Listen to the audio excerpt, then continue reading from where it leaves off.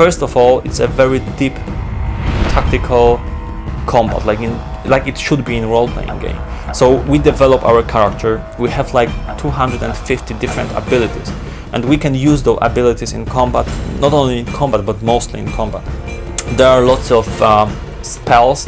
We have 5 completely different magical powers. We have 6 completely different fighting styles. We can combine those fighting styles with those spells to produce very effective tactics against monsters and also human opponents. Our game has real-time combat, not turn-based one. We wanted it to be real-time because we want to involve player. We think that this is the only way to do it. Also, it's just far more spectacular. We want to use the whole potential of the character. We want to use the whole potential of Witcher described in books. And also we wanted to make combat very intense, very dynamic, very interesting. Unlike other PC role-playing games in which combat usually is quite static, maybe not boring, but not so intense and emotional. This combat is based on point-and-click system, and you can basically use mouse and it will be enough. You have to react, you have to click on opponents at the right moment, at the end of your animation, to perform next attack in a sequence. With every click you are satisfied that you achieve something because there is another animation, there is another very cool looking strike, because we have like 250 different animations of attack. So we can cut throats, you can cut heads off, stab your opponents on the ground. You can do various brutal finishing moves. Witchers also are trained alchemists. They can gather some monster parts, use those parts to create potions.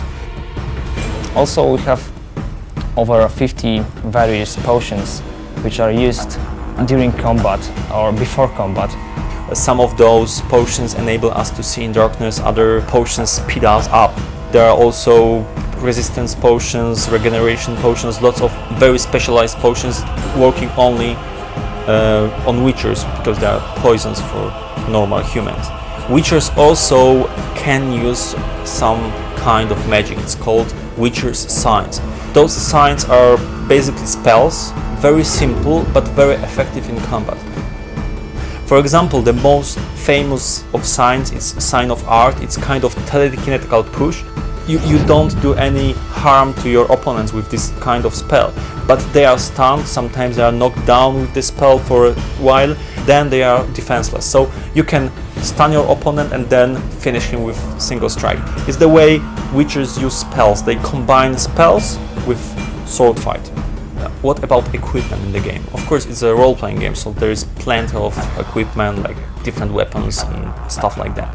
First of all, they're using medallion. It's mark of their trade. This is also magical medallion. It detects monsters, it detects magic, and in the game we will use it like to detect monsters and also to protect from spells. Also very important is a silver sword and steel sword.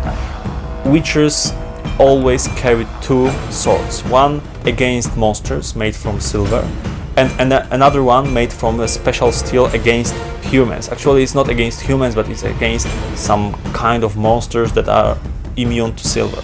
We extensively use motion capture in the game, mostly because we wanted to have a very unique fighting style of Geralt. To create this kind of style is a really complex process because it involves a lot of people. The stunt group, the designing team, and the animation team, and all that guys work together just to create the unique fighting style you can use.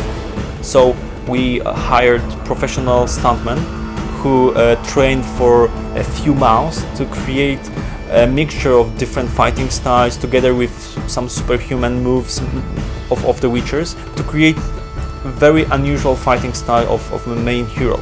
It has like 300 different animations, motion capture animations just for Geralt.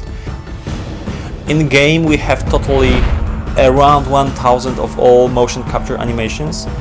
Rest of them are fist fight animations, there are combat animations for other human opponents. We wanted to have a combat system which is very involving. You have to observe what's happening, you have to be concentrated on your character and also on opponents. From the very beginning of creation of the combat, there was one limitation. It should be really easy to control, because we wanted to create a game that will be accessible for casual gamers, so you can finish the game with just a mouse. Of course, for more advanced players they can use keyboard, but for casual gamers or people who don't want to, struggle with interfacing the controls, they can really enjoy the whole game with just a mouse.